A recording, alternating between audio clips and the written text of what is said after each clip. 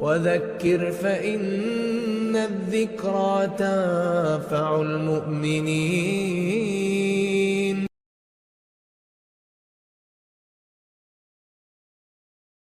دولت لٹائے یہ کوئی آسان کام نہیں ہوتا ہے، اور نیکی کمانا اسی طریقے سے عبادت جتنی مشکل ہوتی ہے، جتنی محنت طلب ہوتی ہے، اتنی ہی اللہ تعالیٰ نے اس کی فضیلت ذکر کی ہے، اتنا ہی اس کا بڑا مقام ہوتا ہے۔ اللہ کے نبی صلی اللہ علیہ وسلم کہتے ہیں صدقے سے گناہ مٹا دیا جاتا ہے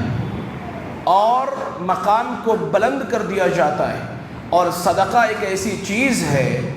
کہ اس سے اللہ تعالیٰ کا غصہ ٹھنڈا ہو جاتا ہے۔ لہٰذا اگر کسی کو یہ لگتا ہے کہ اس کا رب اس سے ناراض ہے، کسی کو یہ لگتا ہے کہ اس نے بہت بڑی غلطی کر دی ہے، اس سے بہت بڑا گناہ سرزد ہو گیا ہے، تو اسے چاہیے کہ اپنے رب کو منائے،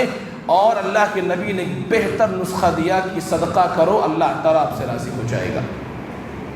اسی طریقے سے وہ روایت بھی آپ نے بارہا سنی ہوگی جس کے راوی حدیث اب ابو ہریرہ رضی اللہ تعالیٰ عنہ بیان کرتے ہیں کہ نبی کریم صلی اللہ علیہ وسلم نے بیان فرمایا وہ 7 قسم کے خوش نصیب جنہیں اللہ تعالیٰ بروز قیامت اپنا سایہ نصیب فرمائے گا، جس دن کوئی سایہ نہ ہوگا۔ سورج کی شدت، سورج کی حدت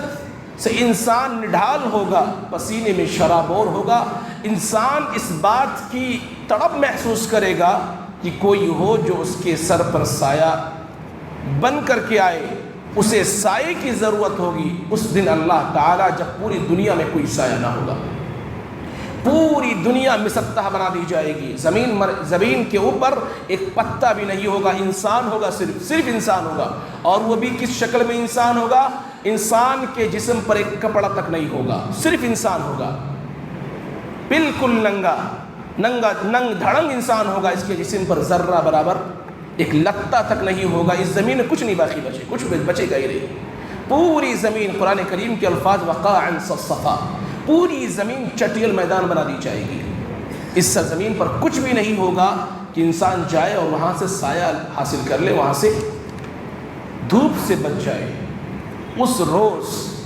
اللہ تعالیٰ 7 خوش نصیبوں کو اپنا سایہ نصیب فرمائے گا، ان میں وہ خوش نصیب بھی ہوگا وَرَجُلٌ تَصَدَّقَ بِصَدَقَةٍ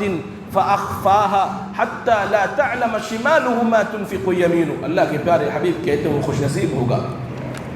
جس نے اللہ کے راستے میں چھپ چھپا کر کے صدقہ دیا ہوگا، خرچ کیا ہوگا، اور اتنے مخفی انداز میں خرچ کیا ہوگا کہ بائیں کو بھی خبر نہ ہوگی، بائیں کو بھی خبر نہ ہو سکے کہ دائیں نے کتنا کب کیسے کیا دیا ہے، کسی کو کانو کان خبر نہیں، اور اس نے اللہ کے راستے میں خرچ کیا ہے۔ تو صدقہ دینا کوئی آسان کام نہیں میرے بھائی، صدقہ دینا جمع مردی کا کام ہے، حوصلے کا کام ہے، اپنے نفس کو کچلنے کا کام ہے، اپنے نفس کو قربان کرنے کا کام ہے، اور جو یہ کام کر لیتا ہے اس کی بڑی فضیلت آئی ہوئی ہے۔ یہ قرآن کریم کی جو آیت 3 پارے کی جتنی فضیلت اور جس ترتیب سے اللہ تعالیٰ نے یہاں ذکر کیے، پورے قرآن کریم کے اندر کہیں اور نہیں ذکر فرمائی ہے۔ کیا فضیلت ہے؟ اللہ نے کہا مثل ما ينفقون في هذه الحياة الدنيا مثل الذين ينفقون أموالهم في سبيل الله كمثل حبة أنبتت 7 سنابل في كل سنبلة 100 حبة والله يضاعف لمن يشاء والله واسع عليم۔ ان لوگوں کی مثال جو اللہ کے راستے میں خرچ کرتے ہیں، جو دین کے کاموں میں خرچ کرتے ہیں، اللہ کے راستے میں خرچ کرتے ہیں، ان کی مثال اللہ نے ذکر کی، کہا اس دانے کی طرح ہے، انبتت 7 سنابل، جس دانے نے 7 بالیاں پیدا کی، جس دانے نے 7 بالیوں کو اگایا، فی کل سنبلۃ 100 حبہ، ہر ایک بالی کے اندر 100 دانے پیدا ہوئے، 100 حبہ 100 دانے پیدا ہوئے، ایک دانے کی وجہ سے 700 دانے پیدا ہو رہے ہیں۔ یہ مثال اللہ نے بیان کی ان لوگوں کے لیے جو اللہ کے راستے میں خرچ کرتے ہیں، واللہ یضاعف لمن یشاء، یہ تو اللہ نے مثال دی ہے۔ اللہ تعالیٰ کہتا ہے واللہ یضاعف لمن یشاء، اس سے بھی زیادہ اللہ بڑھا دیتا ہے۔ 1 روپیہ اگر آپ اخلاص سے خرچ کریں اللہ کے راستے میں تو 1 کا 700 اور اس سے بھی زیادہ اللہ آپ کو عطا کرتا ہے۔ 100 روپیہ خرچ کیا تو 7,000 کے برابر، 1,000 خرچ کیا تو 7 لاکھ کے برابر، 1 لاکھ اللہ کے راستے میں خرچ کیا 7 کروڑ کے برابر۔ آپ تصور کر سکتے ہیں اللہ تعالیٰ کیا کیا نہیں دے سکتا ہے آپ کو۔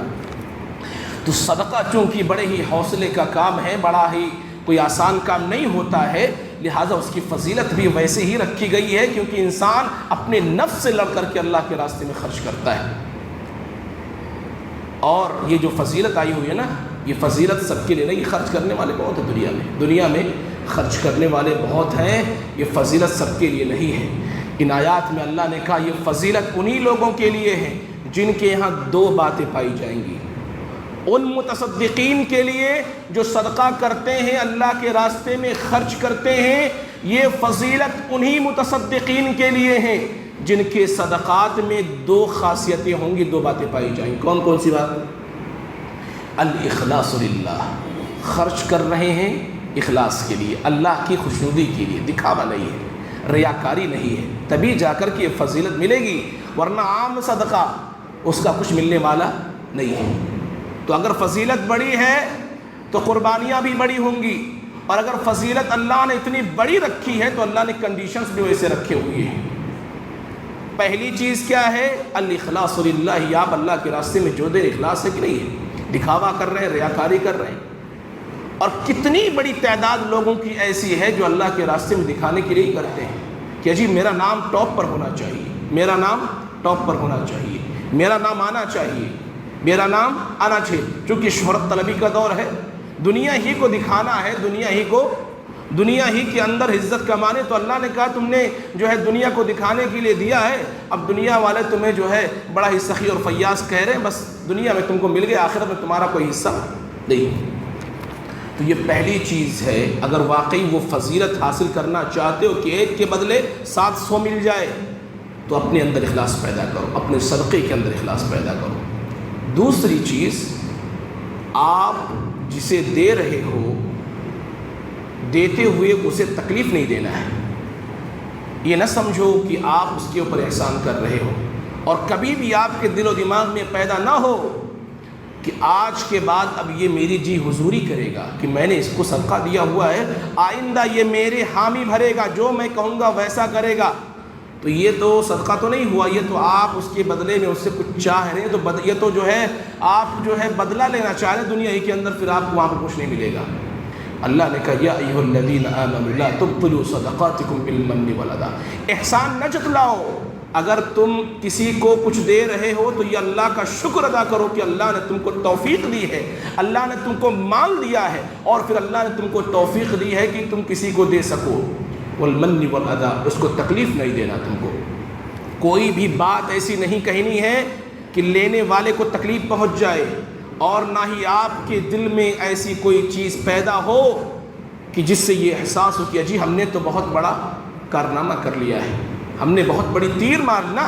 یہ دونوں چیزیں اگر آپ کے صدقے کے اندر پائی گئیں، آپ کے اندر اخلاص پایا جانا چاہیے، اور آپ کی زبان سے، آپ کی حرکت سے، آپ کے اشارے ابرو سے ذرہ برابر کوئی ایسی چیز ظاہر نہ ہو کہ لینے والے کو تکلیف پہنچ جائے کہ جی دے کر کے بھی ہمیں تکلیف دے رہا ہے۔ سیلفی نہ لیجیے کہ جی میں ان کو یہ اتنا دے رہا ہوں، نام نہ لکھیے، دے دیجیے، کیونکہ آپ کس کے لیے دے رہے ہیں؟ وہ آیا تھا آپ کو نیکی کمانے کا، اس نے موقع دیا، آپ نیکی اللہ کے حوالے کر دیجیے، جی میں نے دے دیا، اللہ تو جانتا ہے، دنیا والوں کو کیا بتانا ہے، دنیا والوں کو کیا دکھانا ہے۔ تو یہ چیزیں اگر پائی جائیں گی تبھی جا کر کے 1 کا بدلہ 100 ملے گا۔ لہٰذا اپنے صدقات و خیرات کو احسان جتلا کر کے برباد نہ کرو، لا تبطلوا صدقاتکم بالمن والاذی، اذیت دے کر کے، تکلیف دے کر کے، سامنے والے پر احسان جتلا کر کے تم اپنے صدقات و خیرات کو برباد نہ کرو۔ اللہ نے کہا جو اخلاص کے ساتھ دیتے ہیں اور جو اللہ کے لیے دیتے ہیں، اسے تکلیف نہیں دیتے، ایسے لوگوں کے بارے میں اللہ نے کہا لہم اجرہم عند ربہم، ایسے لوگوں کے لیے ان کے رب کے پاس بڑا اجر ہے، ولا خوف علیہم ولا هم يحزنون، ایسے لوگوں پر نہ کوئی ڈر لاحق ہوگا اور نہ ہی یہ غمزدہ ہوں گے۔ تو یہ صدقات و خیرات کے بارے میں اللہ تعالیٰ نے یہاں ذکر فرمایا ہے، لہٰذا اگر وہ فضیلت چاہیے، وہ نیکی چاہیے جو اللہ نے وعدہ کیا ہے، تو اس کنڈیشن کے ساتھ اللہ کے راستے میں خرچ کرو اور خرچ کرنا چاہیے۔ اس کے بعد اللہ رب العالمین نے کہا یا ایھا الذین آمنوا انفقوا، اے ایمان والو خرچ کرو، گویا کہ یہ ایمان کا تقاضا ہے۔ اگر تم سچے معنوں میں مومن ہو، اور مومن ہی جواں مرد ہوتا ہے میرے بھائی، مومن ہی حوصلہ مند ہوتا ہے، مومن ہی جواں مرد ہوتا ہے، مومن ہی کے اندر یہ ہمت ہوتی ہے کہ اپنے نفس کو کچل کر کے اللہ کے راستے میں اپنا پیسہ نکالے، اپنے جیب کو اپنا جیب خالی کرے، یہ مومن ہی کا کام ہو سکتا ہے۔ اور اگر کوئی بخیل ہے تو وہ مومن نہیں ہے، بخیل مومن نہیں ہوتا ہے، اور جو مومن ہے وہ بخیل نہیں ہوتا ہے۔ مومن تو اللہ کے راستے میں خرچ کرنے والا ہوتا ہے، کیونکہ اس کا اللہ پر بھروسہ ہوتا ہے، ایک کا دو، ایک دن کا 700 ملے گا، یہ یقین اس کا اللہ پر ہوتا ہے۔ یا ایھا الذین آمنوا، ایمان والو، انفقوا من طیبات ما کسبتم، جو مال کمایا ہے پاکیزہ مال، یاد رہے، یہ بھی یاد رہے، پاکیزہ مال خرچ کرنا، حرام مال نہیں خرچ کرنا ہے، حرام مال نہیں خرچ کرنا ہے۔ یہ کوئی سرکاری شریعت نہیں چل رہی ہے کہ جو ہے بلیک منی کو وائٹ کیا جا رہا ہے، بلیک پیسے کو وائٹ کی نہیں، اللہ وائٹ کو پسند کرتا ہے، جو حلال ہے اللہ اسی کو پسند کرتا ہے، سمجھ رہے ہیں؟ یا ایھا الذین آمنوا انفقوا من طیبات ما کسبتم، جو تم نے حلال کمایا ہوا ہے وہ خرچ کرو، وہ خرچ کرو۔ وَمِمَّا أَخْرَجْنَا لَكُم مِّنَ الْأَرْضِ، اور زمین سے جو اللہ تم کو پیدا کر کے دیتا اسے خرچ کرو۔ تو حلال مال خرچ کرنا ہے، اور زمین میں اللہ جو پیدا کرتا وہ خرچ کرنا ہے۔ اچھا، آگے اللہ نے کہا الشیطان یعدکم الفقر ویأمرکم بالفحشاء، سنو، جب تم خرچ کرو گے تو شیطان آئے گا تمہارے پاس، شیطان کیا کہے گا؟ یعدکم الفقر،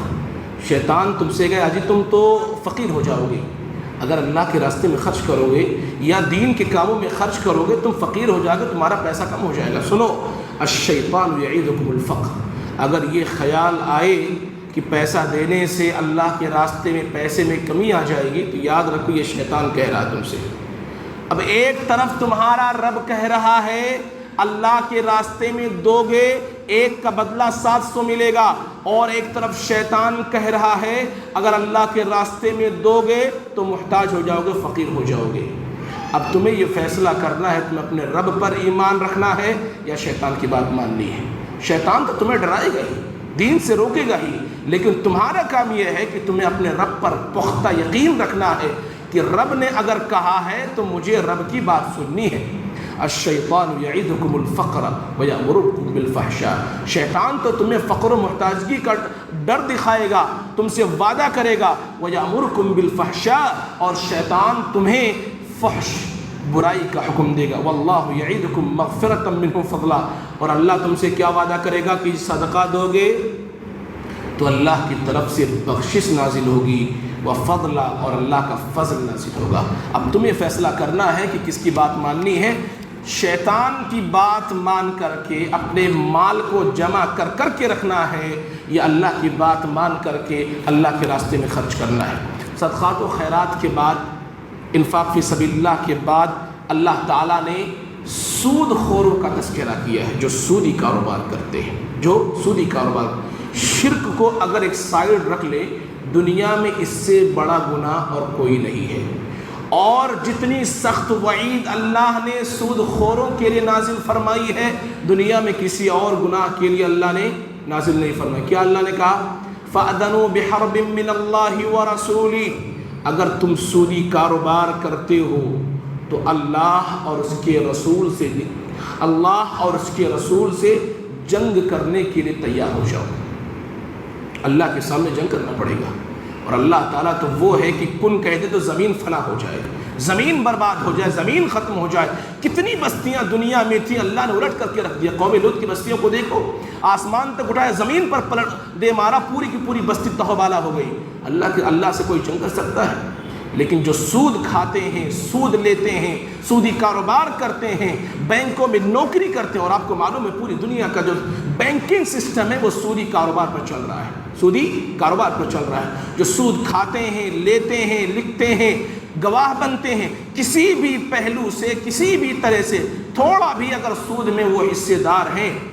تو اللہ تعالیٰ کہتا ہے تم اللہ اور اس کے رسول سے جنگ کرنے کے لیے تیار ہو جاؤ۔ الذین یأکلون الربا، جو لوگ سود کھاتے ہیں، لا یقومون الا کما یقوم الذی یتخبطہ الشیطان من المس، کل قیامت کے دن اپنی قبروں سے ایسے اٹھیں گے جیسے کہ شیطان ان پر مسلط ہو، وہ پاگل اور مجنوں کی طرح سے یہاں وہاں گرتے پڑتے اٹھیں گے۔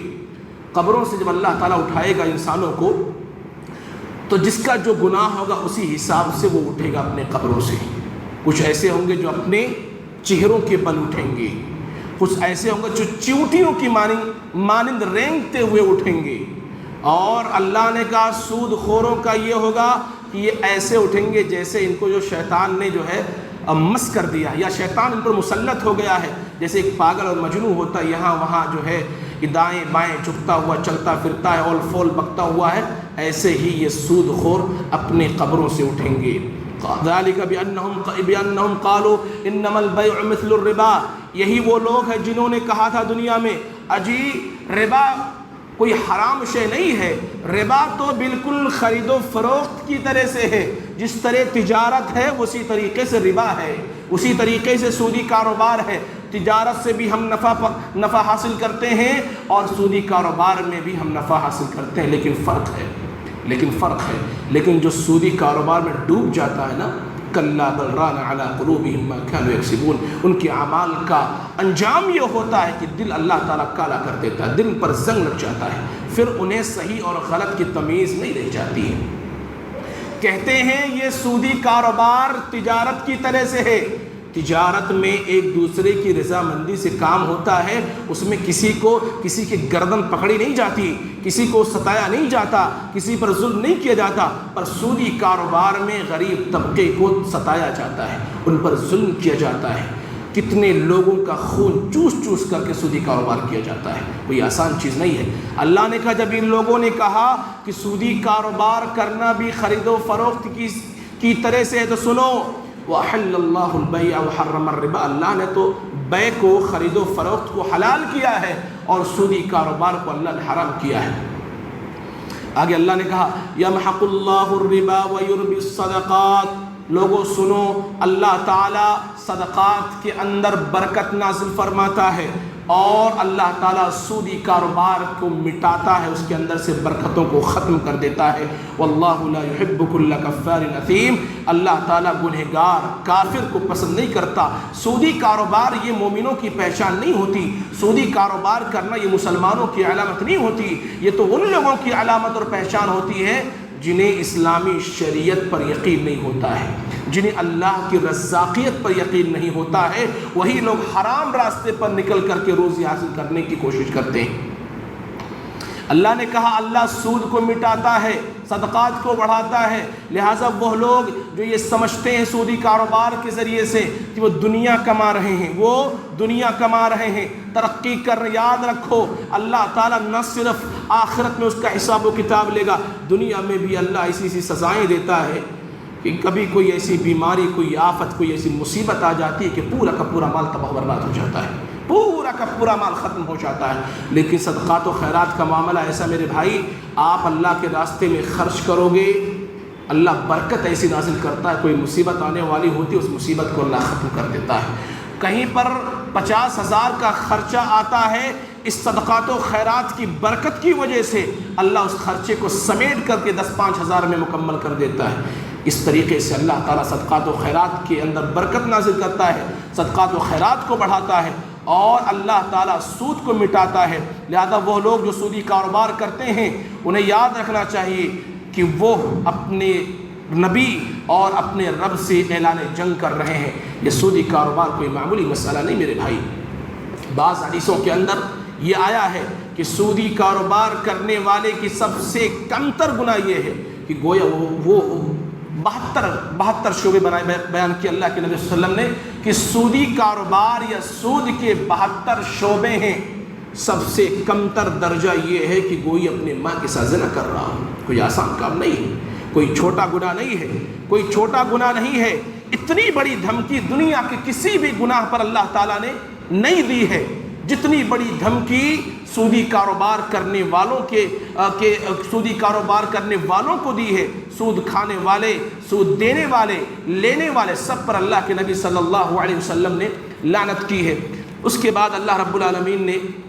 ایک پیاری دعا ہمیں اور آپ کو سکھلائی ہے۔ یہ دعا ہر مسلمان اور ہر مومن کو پڑھتے رہنا چاہیے۔ ربنا لا تزغ قلوبنا بعد اذ ہدیتنا وہب لنا من لدنک رحمہ انک انت الوہاب۔ اے پاک پروردگار، جب تو نے ہدایت دے دی ہے تو ہمارے دلوں کو دین پر ثابت قدم رکھنا، انہیں ٹیڑھا نہ ہونے دینا، انہیں منحرف نہ ہونے دینا، ان کو گمراہ نہ ہونے دینا۔ وہب لنا من لدنک رحمہ، اے پاک پروردگار اپنی طرف سے ہمیں رحمت عطا فرما، انک انت الوہاب، تو بہت زیادہ عطا کرنے والا۔ یہ دعا پڑھتے رہنا چاہیے۔ اور جو حرام چیزیں ہیں،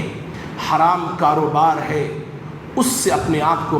بچا کر کے رکھو میرے بھائی، کیونکہ حرام کاروبار، حرام چیزوں سے آپ کو کچھ حاصل ہونے والا نہیں ہے۔ نہ تو آپ کی دعائیں قبول کی جاتی ہیں، نہ آپ کی عبادات قبول ہوتی ہیں، اور نہ ہی اللہ کے یہاں آپ کا کوئی آسان حساب و کتاب ہونے والا ہے۔ لہذا حرام چیزوں سے بچو، اللہ تعالیٰ پر یقین رکھو، اللہ کی رزاقیت پر یقین رکھو، اور حلال پر زندگی بسر کرو، کیونکہ اللہ تعالیٰ نے حلال اتنی چیزیں دنیا میں اتار دی ہیں کہ اگر کوئی انسان